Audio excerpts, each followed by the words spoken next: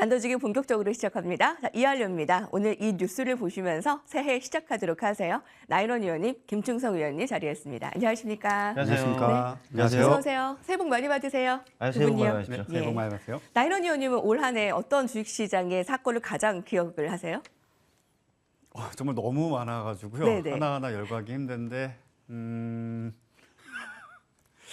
딱히 떠오르는 게 없네요. 지금 바로 또 여쭤보시니까. 그래요. 예. 네. 김충성 의원님은요? 상당히 많았죠. 그걸 다 기억하기가 좀 애매하긴 한데 개인적으로 좀 정신이 없었습니다. 횡령이 작년이었나요? 네. 횡령이요. 올해 오스템 임플란트 같은 경우 올해였었나요? 네, 그렇네요. 뭐 횡령부터 시작해가지고 뭐 좋은 이슈는 아니잖아요. 결과적으로 보면은 계속 시장이 1년 내내 좀 밀렸다 보니까 좋은 이슈는 없었던 것 같아요. 그러다 보니까 기억나는 것은 없고요. 앞으로 좋았으면 하는 이 바람밖에 없습니다. 네, 아마 좋은 이벤트들이 많지 않았던 만큼 좋은 기억보다는 그래 이제 이렇게 끝난 거 이미 다 이제 2022년은 뒤로 보내버리고 새해를 맞이하자라는 지금 마음이 큽니다. 그래서 준비했습니다. 주제입니다. 눈물의 코스피. 올 한 해 2022년 코스피는 24.89% 하락을 보였습니다. 올 한 해 내내 내림세를 나타냈다라고 해도 과언이 아닙니다. 새해에 만회 가능할까? 자, 만회 어떻게 가능할까? 어떤 식으로 만회를 할까? 분석해 보겠습니다. 나인원 의원님. 네, 일단 방송 초반에 살짝 실수가 있었던 것 같은데 혹시 아시나요? 두 분께서는? 뭐였을까요? 네, 방송 자막에 코스피 21,230포인트가 표시가 되었었습니다. 오, 그래요. 네. 2만 언제쯤? 10년 뒤쯤? 2만 올 수 있을까? 내년에도 제가 만약 이 시간대, 이 자리에, 이날에 방송을 하게 된다면 그래도 3,000포인트 이상, 네, 그래도 3,200포인트 이상 정말 강한 시세를 보여주는 새해가 되었으면 좋겠다라고 좀 말씀을 드리고 싶고요. 자, 일단 올 한 해부터 먼저 좀 정리를 해드리도록 하겠습니다. 올 한 해 가장 기억에 남는 건 아무래도 인플레이션과 이제 긴축 이 두 가지 정도로 우리가 추려볼 수 있겠습니다. 자, 일단은 인플레이션 상황에 대해서 우리가 유동성이 정말 사상 최대로 초유의 상황이었죠. 전 세계적으로 각 국가별로 사실상 돈을 뿌렸죠. 삽으로 퍼줬죠. 어찌 본다면 그러니까 물론 이제 몇몇 국가에 한정되겠지만은 각 국가의 대다수 국가의 국민들에게 1인당 최소 50만 원, 우리나라 또 50만 원에서 많게는 500만 원 이상의 비용을 한 명 한 명에 다 지급을 하는 사상 초유의 상황이 발생을 했습니다. 그러다 보니 사실상 유동성 공급이 거의 과잉이 되었었고요. 더 나아가서 보게 된다면 어찌 보면 이제 코로나 팬데믹 이후에 발생했었던 즉 대다수의 재화를 생산하고 있는 즉 기업체, 공장들이 사실상 가동을 멈추게 되었습니다. 그러다 보니 사실상 그런 어떤 부분들에 있어서 공급량이 교란이 되는 그런 상황이 좀 발생을 했었고 그 반면에 일단은 공장이 멈췄지만은 또 새로운 형태의 직업군이 생겨났습니다. 소위 재택근무 이것이 정말 보편화되기도 했었고 최근에 우리나라 굴지의 IT 기업에 다니시는 분들은 뭐 한 달에 한두 번 정도 회사에 출근한다. 그것이 코로나 발생 전에는 그렇지 않았는데 코로나 발생 이후에는 그것이 충분히 효율적이고 또 업무 생산성도 충분히 검증되었다라는 그런 어떤 판단이 있어서인지 일단 뭐 그러고 있다라고 합니다. 그런 부분들에 있어서 새롭게 발생한 또 수요 폭증. 예를 든다면 우리가 쉽게 생각한다면 배달 업종 그 자체도 새롭게 생겨난 산업군일 테고 그 외에도 뭐 IT라든지 그 외 어떤 서비스 분야에서도 다양하게 발생을 하였습니다.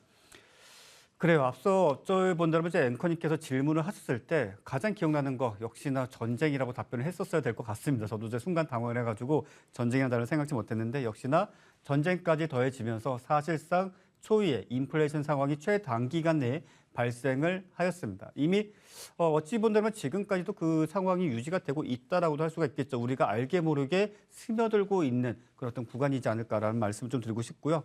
그런 과정이 좀 발생을 하면서 이제 작년 말부터 올 초까지 가장 시장에서 화두가 되었던 것이 인플레이션에 대한 가능성, 그다음에 하이퍼 인플레이션에 대한 가능성들이 계속적으로 외신을 통해서 전달되었습니다. 저도 올 초에 여러분들께 인플레이션에 대한 이야기를 계속적으로 말씀드렸을 때 사실 어떤 분들은 약간 저를 바보 취급 또는 정신병자 취급을 할 정도로 저도 그런 말씀을 드리는 게 어찌 본다면 시장에 대해서 비관적인 말씀을 드린다는 것이 사실 이 자리에 선 사람들에게는 나름의 용기가 좀 필요한 경우가 종종 있습니다. 그런 부분들에 있어서도 계속적으로 좀 말씀을 드렸고 그런 상황들이 본의 아니게 어찌되었든지 간에 계속적으로 신저가를 갱신하면서 전반적인 시장의 하락세를 올해 내내 끌어내리게 되었습니다.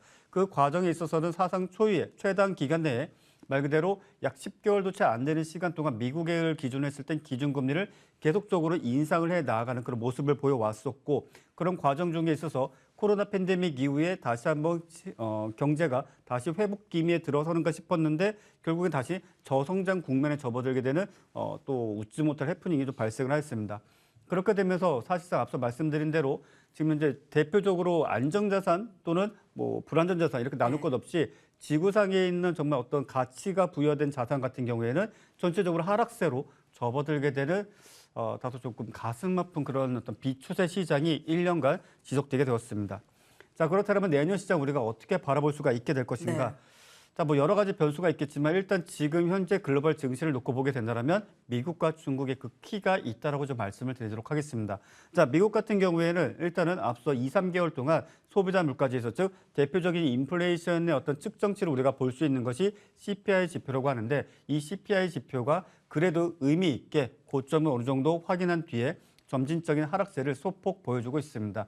일단 시장이 즉 경기가 더 침체되지는 않을 것이다라는 나름의 기대감을 충분히 가져볼 수 있는 변수가 좀 발생을 하였고, 다만 이런 상황이 좀 발생을 하면서 전반적으로 자, 며칠 전에 2021년 기준으로 2021년, 2022년까지 미국의 시가총액 상위 종목군들의 최고점 대비 현재가를 비교를 했는데 테슬라 같은 경우에는 마이너스 70%, 나이키 같은 경우 마이너스 30%, 메타 같은 경우 마이너스 80%, 정말 수많은 종목군들이 최소 마이너스 30%에서 최대 마이너스 90% 정도의 폭락 상황을 이제서야 확인을 하게 되었습니다. 네. 자, 이런 상황들은 사실상 미국 내에서도 우리나라 못지않게 기업 활동 자체가 사실상 위축되었다고 볼 수가 있겠고요. 그에 따라서 정말 안타깝게도 실적 부진은 정말 예상에 거의 부합하는 상황이 또 발생하게 될 것이고, 내년 2023년 1분기, 2분기까지 어떤 실적 부분들이 있어서는 특히 이제 미국 주식 투자하시는 분들에게 조금 송구한 이야기가 될지 모르겠지만 기대감을 좀 많이 낮추시는 것이 좋지 않겠는가라는 점을 말씀드리겠습니다. 자, 그렇다면 중국. 자, 중국 같은 경우에는 경기 회복에 있어서 사실상 유일한 키워드가 될 수 있겠습니다. 자, 일단 코로나19 팬데믹 이후에 사실상 경기 침체 그리고 경기 불안정, 어찌 본다면 무역 수지 적자도 역대 최대를 기록을 하면서 사실상 경기 침체 국면이 계속적으로 이어지고 있었는데, 자, 이번에 어떠한 이유가 되었든지 간에 일단은 정책 자체가 폐지가 되면서 일단은 전 세계적으로 상당히 큰 기대감을 갖게 만들었습니다. 다만 중요한 점은 미국의 어떤 제한이 있을 것이라는 거죠.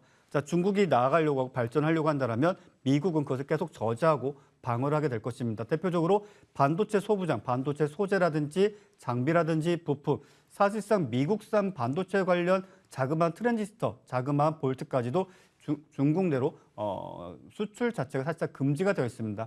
자, 미국과 관련된 FTA 협정 국가라든지 또는 우방 국가들 같은 경우에는 사실상 중국과의 어떤 반도체 관련 교류를 전혀 할 수 없는 상황이기도 합니다. 이것은 단적인 예죠. 자, 이런 부분들까지 포함을 하고요. 그런 부분들까지 포함하게 된다면 사실상 중국 같은 경우에는 내수 시장을 중심으로 경기가 회복될 가능성이 좀 매우 높다. 즉, 내수 시장을 넘어선 발전까지 꿈꾸려면 일단은 내년 3분기, 4분기 이후까지는 봐야 되지 않겠는가.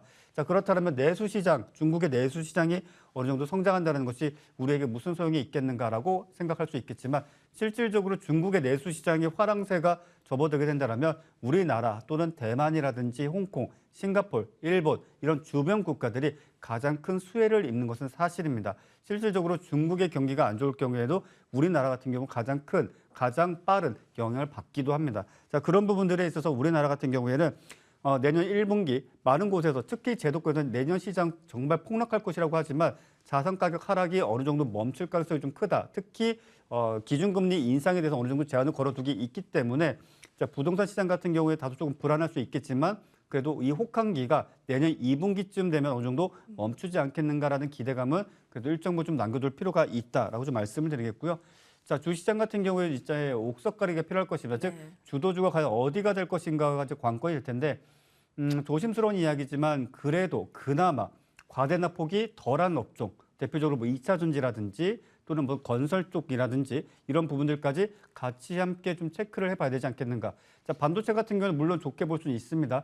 그런데 저도 이제 어제 들은 이야기인데 확인된 사실은 아니지만 지금 현재 전 세계적으로 반도체 즉 D램 메모리 칩이 10년치 재고가 쌓여있다라는 소문이 있습니다. 근데 이것이 뭐 사실 확인이 될지 안 될지 모르겠지만 네. 어느 정도 재고 소진이 하려면 최소 내년 3분기까지는 시간이 필요하지 않겠는가라는 말씀을 드리겠고요.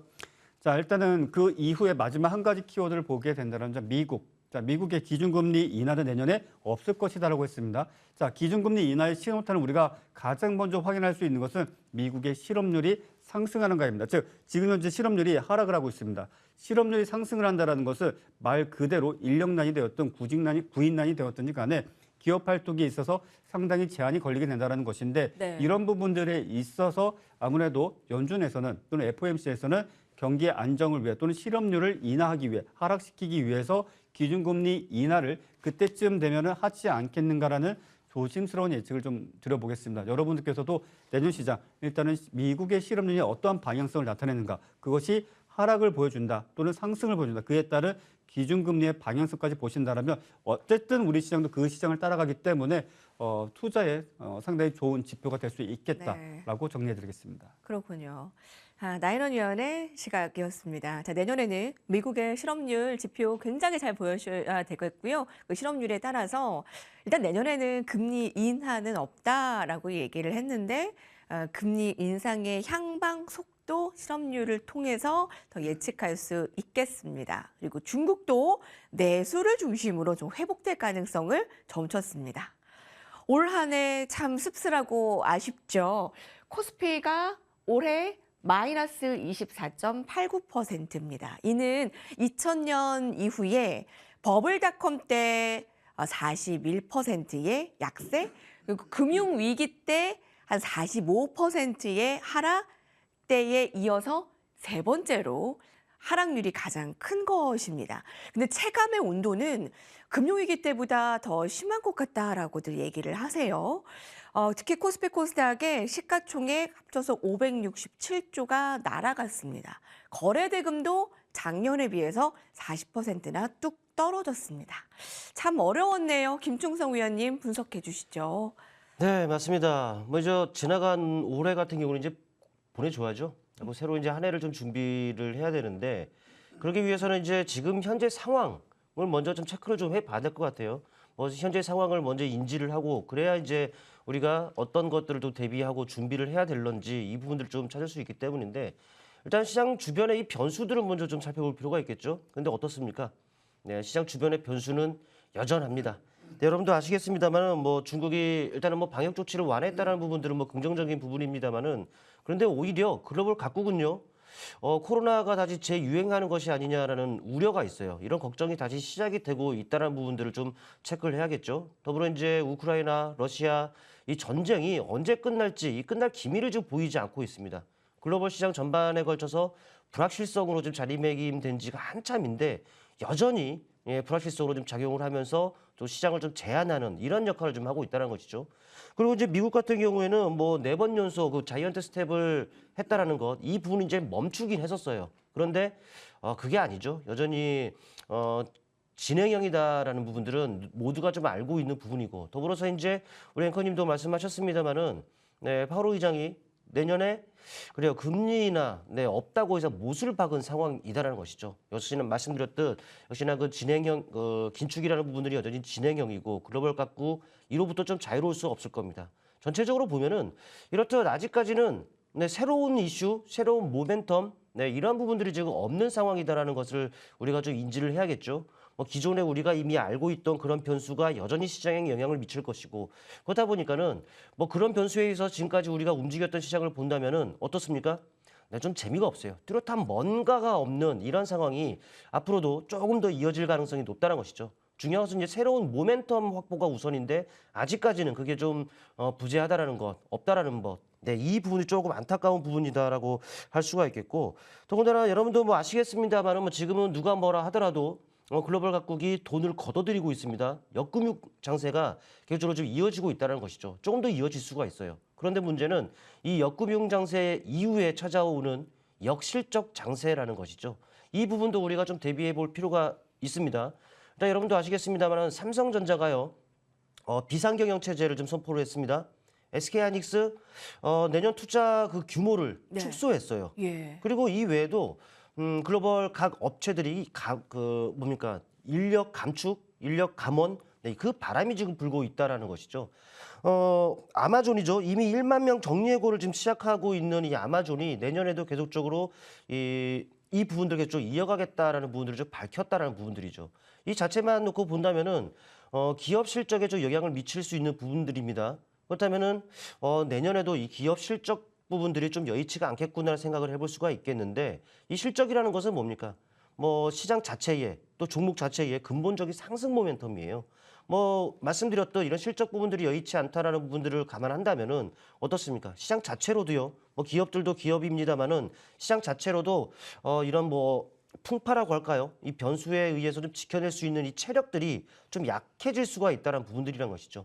네, 이 부분들을 우리가 좀 알고 가야 되는 부분들이겠고 좀 이런 부분 감안한다면 좀 내년도 좀 어찌 보면은 좀 안타까운 얘기입니다만은 좀 쉽지 않은 이런 상황이 그려질 수가 있다는 부분들을 여러분들 좀 인지를 하고 가야 될 것 같다라는 말씀드립니다.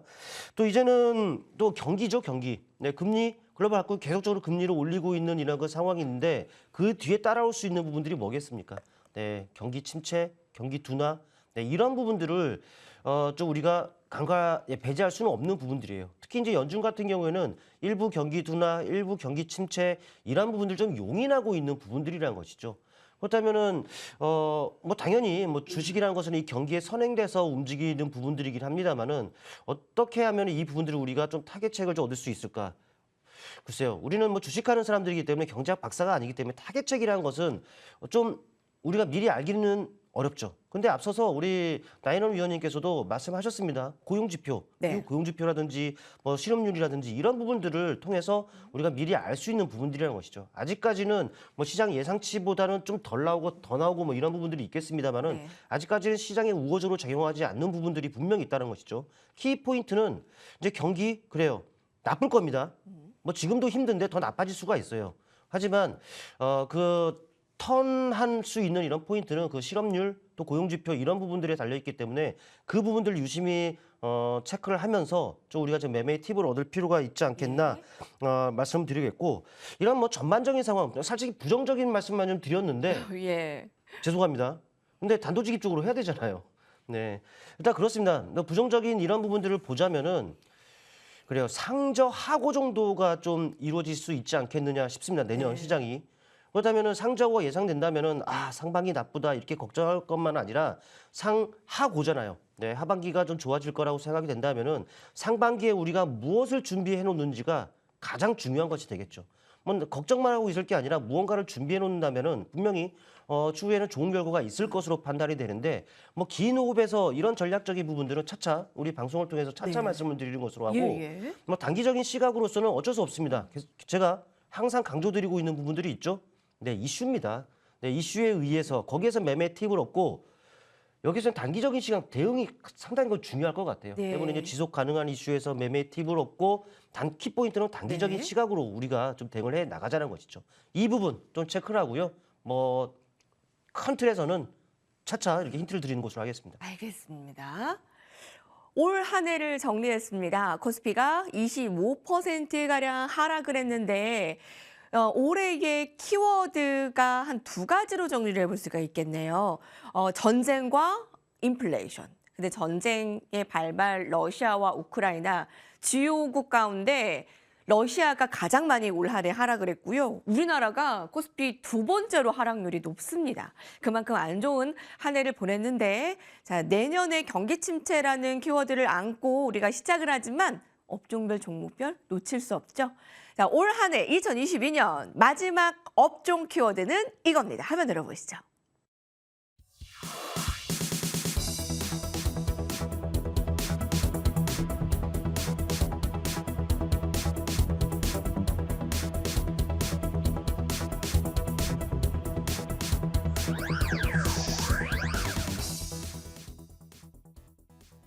네, 게임사들이 2022년 마지막 날 훈풍을 맞이했습니다. 자, 중국에 열린다라는 게 이렇게 확대가 되네요. 항공, 여행, 카지노, 화장품, 의류, 이번에 이제 게임입니다. 특히 이제 한한령 해제에 드라마, 뭐 영화뿐 아니라 이제 게임이 중국에서 어떻게 우리나라의 게임이 발휘가 돼서 이렇게 주가를 끌어올릴까라는 이제 기대감을 갖고 내년을 맞이하지 않습니까? 네. 나인원 의원님은 어느 정도를 기대를 하세요? 하시는 편이세요, 게임주에?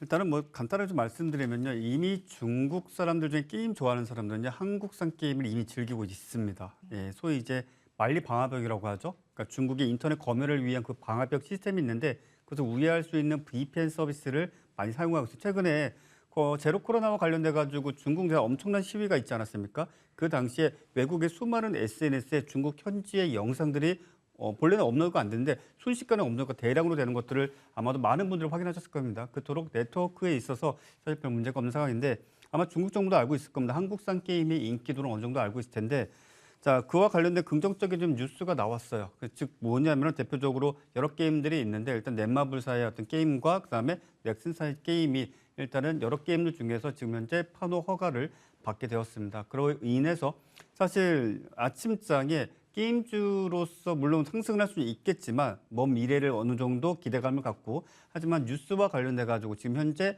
허가를 받지 않은 종목군은 그러니까 전체 섹터가 같이 움직였죠. 사실상 시가가 고가가 되거나 시가 위에 어떤 상한가에 근접하는 시세를 보여줬지만 결국 이내 대다수 종목군들이 좀 무너져 내린 그런 상황이 되었습니다. 네. 자, 중요한 것은 이제 오늘 이후로 시세가 어떻게 날 것인가 이 부분이 중요할 텐데 저는 이렇게 좀 말씀드리고 싶습니다. 앞서 K 콘텐츠가 중국 내에서 드라마로 방영이 된다라고 하면서 갑자기 들썩였죠. 그리고 나서 이내 실제 사실이 아니다라고 하면서 다시 또 급락을 했었고 다시 또 콘텐츠 즉 웹툰이라든지 어떤 웹소설이 중국 내에서 드라마 영상화될 수 있다라고 하면서 다시 또 들썩였습니다. 이런 어떤 좀 파동을 뭐 몇 차례 좀 보여준 이후에 뚜렷한 방향성이 결정이 될 것이고 오늘 단지 뉴스가 나왔고 장대 항목 하나 만들어졌다라고 해서 자 내일서부터는 무조건 주가가 상승할 것입니다라고 말씀드릴 수 있는 국면은 아니기 때문에 지금은 단기 모멘텀으로서 빠른 시일 내에 소멸될 수 있는 부분이라고 좀 생각을 하시고 바라보시는 것이 좋겠다라고 정리하겠습니다. 예, 증시 마지막 날 활짝 핀 게임주 오늘 이후에 어떻게 움직일 것인가? 일단 단기 시세로는 좀 매도의 수익 실현의 관점으로 좀 보시네요. 김충성 위원님은 어떠신가? 들어보기 전에 그러면 종목들 좀 보겠습니다. 많은 네. 종목이 올라서 두 자릿수의 상승을 나타낸 것을 보면 네. 오늘 증시 약세만 아니더라도 뭐 상한가가 몇 개 나올 법도 한 하루였는데 네. 어떤 종목이 좀 눈에 띄셨어요? 사실 고민을 좀 많이 했습니다. 사실 본래대로라면 넷마블을 말씀드리는 게 맞는데 네네. 일단 넷마블 같은 경우 제가 말씀드리기에는 그래도 앞서 프로그램에서 NC소프트를 말씀드렸으니까 오늘은 NC소프트를 말씀을 드리도록 할게요. 네. 자, 일단 NC소프트 같은 경우에는 지금 현재 리니지 W라고 하죠. 모바일 게임인데 사실 모바일 게임이지만 모바일로 게임 하시는 분들이 없습니다. 안드로이드 폰 또는 아이폰에 돌아가긴 하지만 실제 PC로 정말 많은 분들이 즐기고 있고요.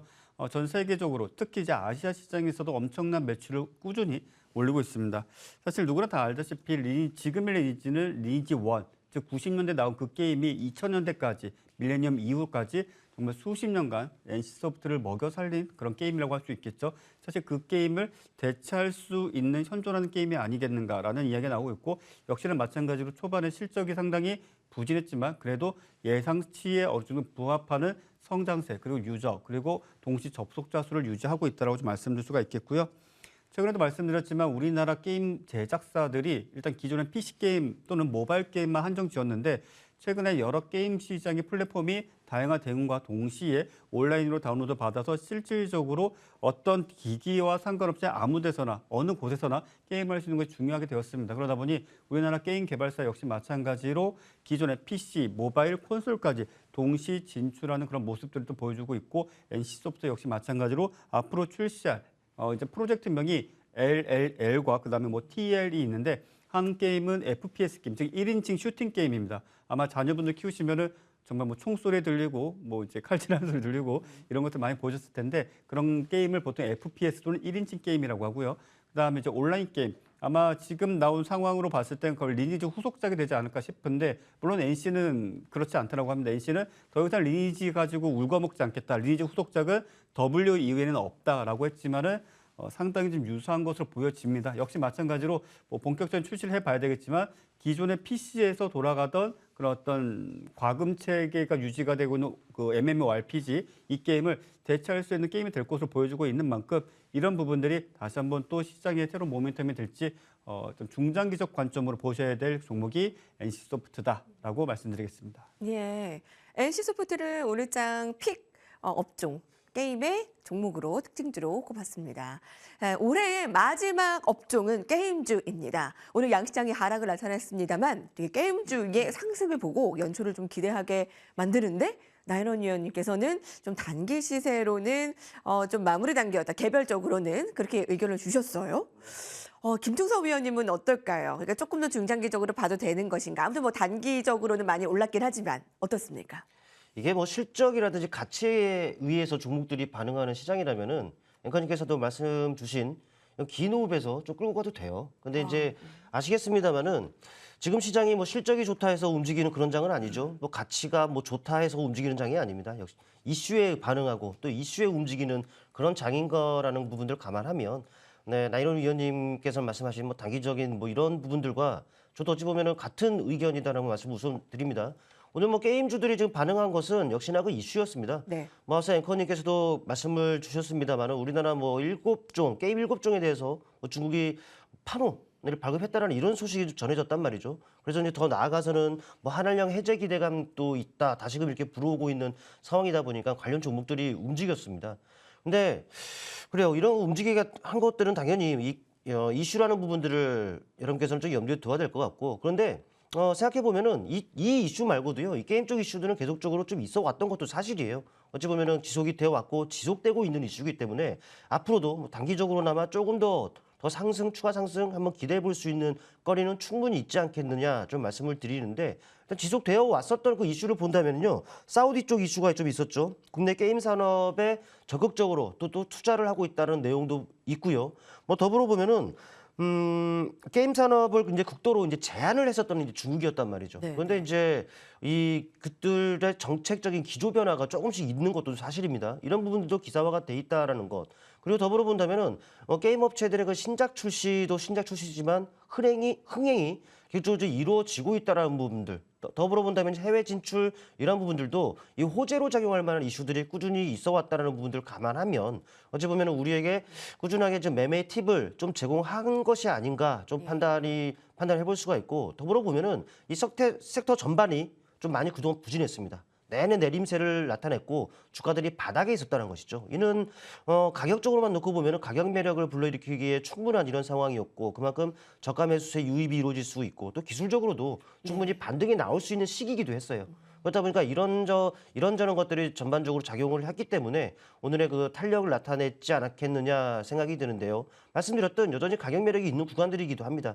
이 말은 추가적인 상승도 단기적으로나마 충분히 기대해 볼 수 있지 않겠느냐 한번 정리를 해보겠습니다. 오늘 많이 올랐습니다만 워낙 게임주는 한 파의 한 해를 보내지 않았습니까? 맞습니다. 그걸로 봤을 때 조금 더 내년을 좀 기대할 만한 메리트는 있네요. 자, 오늘 게임주에 대해서 한한령 해제에 대한 그 기대감 살펴보고 있습니다.